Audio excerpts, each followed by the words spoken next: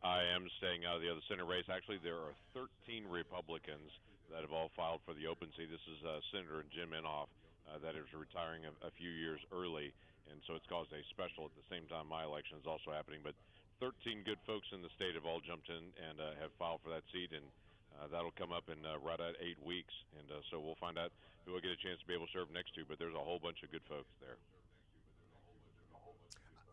If I were king of the forest, not queen, not duke, not earl, I would have Scott Pruitt run against Alex Gray in the runoff because they're both my friends. But you folks in Oklahoma will decide that. Tell me a little bit, just before we move on, Senator Inhofe, to questions that Ed will lead off with, your appreciation of Jim Inhofe. Because I love the guy. I've loved him forever. And you get to work, you've worked with him for a long time. I think you're ending your second term as senator. Just tell people about Jim Inhofe.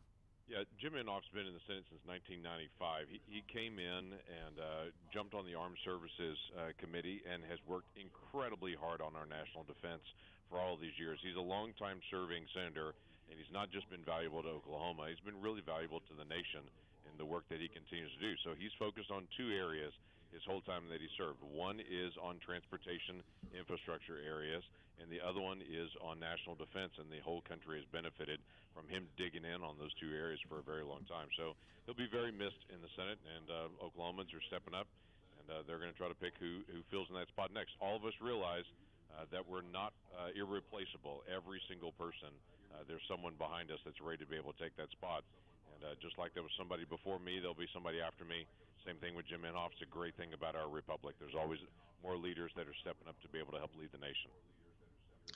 Good morning, Senator Lankford.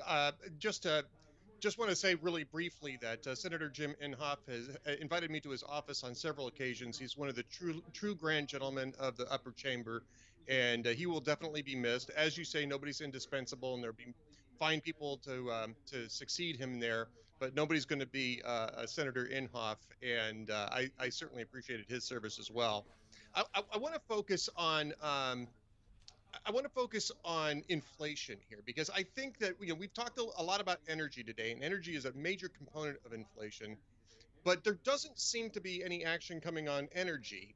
So I'm wondering, from where you sit in the Senate, is there any policy that's being pushed to effectively address inflation at this point in time, or is it just as feckless in Washington on inflation as it is on energy at the moment? It is absolutely just as feckless, and it's exceptionally frustrating. The far left has really focused in on we need to work on climate change, nothing else, when there's a quiet realization, even among the Biden administration in their own numbers, that we will need more oil, more gas, and more coal 30 years from now than we even need now. Their own numbers and their own estimates will continue to say, at least for the next 3 decades, and that's as far as they actually forecast, we're going to have increasing demands for oil, gas, and coal. But at the same time, they're going to say, but we don't want to use any of it, but we know we're going to need more of it. So it's caused this horrible conflict for them that they don't want to do the most obvious things, that is increase supply. The way you bring price down is to increase supply.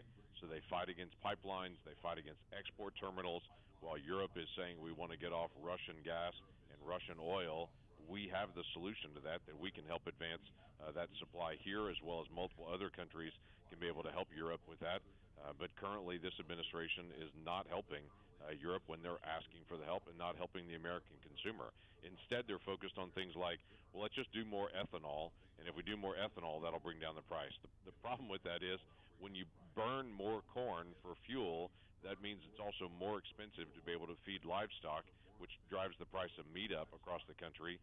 And right now, Europe is desperately in need of corn because Ukraine typically sells their corn to them, and obviously they can't do that this season. So we should be selling more corn to Ukraine, but instead the Biden administration wants to burn more corn for ethanol on it. Again, solutions are pretty straightforward and obvious here. They're just choosing not to be able to do it. Yeah, Senator, I like to tell it's Hugh again instead of Ed. Oklahomans especially know you're an energy-producing state. We got plenty of energy in America, and we could take care of Europe if we had built the infrastructure. And right now we should be thinking about how do we save them in 2 or 3 years. How long would it take to mobilize Oklahoma and Texas and the rest of America's energy resources to help Europe? How long if we actually said we're doing this? Yeah, if it said we're doing it, shoot the gun off, let's take off and get started on it, it'd be about 2.5 years because Europe would have to be able to build the import facilities for natural gas of sufficient supply. We'd have to build the export and then do the pipelines. But the pipelines that actually transport the natural gas and the export facilities end up being the big fight with the environmentalists at this point. They don't want more pipelines. They don't want more export terminals. And so we have the natural gas. It will help American jobs. It will help American energy. And quite frankly, even if I'm an environmentalist, this makes good sense because Germany is going to switch to coal to be able to take care of their needs. So if you want to even deal with the environmental issues, you should want more American natural gas being sold to Europe, not Germany just switching over to more coal to be able to do this. And I understand all the dynamics of coal as well. The world's going to need an increasing amount. But that's a significant issue, even if you're an environmentalist. So I've been talking with people in the oil industry down here in Texas, too, about the same issue. And I mean, part of the issue here, I think, that people don't grasp is that the oil companies isn't just Exxon, Mobil, and Gulf, right? I mean, this is an incredibly diverse industry, a lot of small players in here. And the margins in here are razor thin. And the one big issue that keeps coming up when I talk to people in the industry here is that there just isn't the capital to invest in expansion at the moment for a number of reasons. Some of it's policy oriented. Some of it's because a lot of the investors lost their shirts in the last price collapse, several years ago. How do we address that? First off, how do we get across the fact that this is a small margin business, not a large margin business, and that we need some capital to come into this?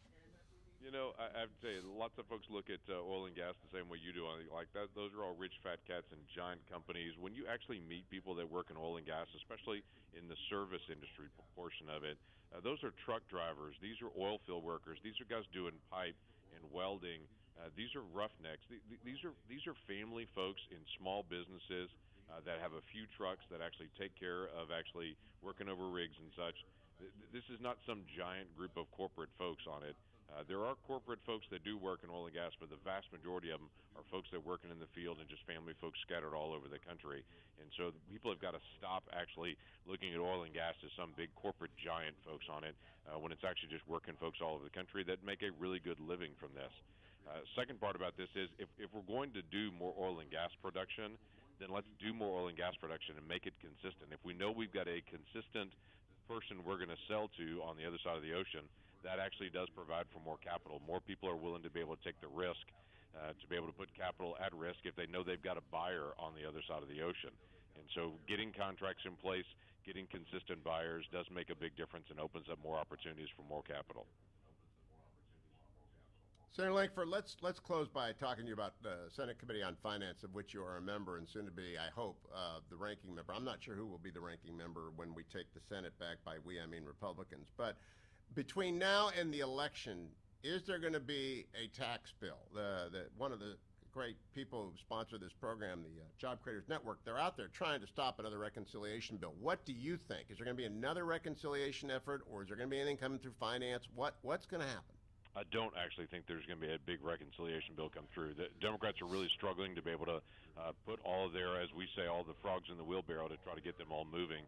And they've got frogs jumping out of the wheelbarrow all the time on the different issues on this because they can't come to agreement on it, which, by the way, to me is just fine because most of the plans that they're laying forward on tax policy are terrible for energy, terrible for our economy, and will continue to increase inflation.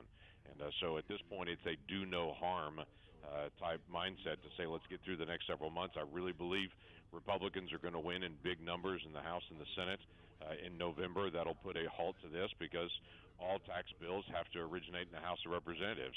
And if Republicans even just take the House, it'll put a stop to some of these crazy tax bills that'll damage our economy long